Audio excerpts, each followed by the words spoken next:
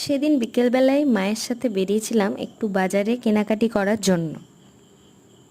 বাইরে বেরোনো মাত্রই রাস্তায় এই দুই বাচ্চাকে দেখতে পাই যারা টিউশন যাবে বলে বেরিয়েছিল।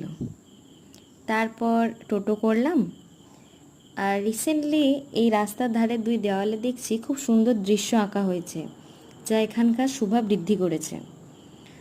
তারপর এই রানা বস্ত্রালয়ে চলে এলাম। এখানে সুতির শাড়ি দেখছিল মা, একটা কিনলো এগুলোর মধ্যে, আর তারপর আরও কিছু জিনিস কিনলাম। আর তারপর চলে গেলাম আর একটি দোকানে, যেখানে একটি বাচ্চার অন্নপ্রাশনের জন্য একটা জামা প্যান্টের সেট কিনলাম।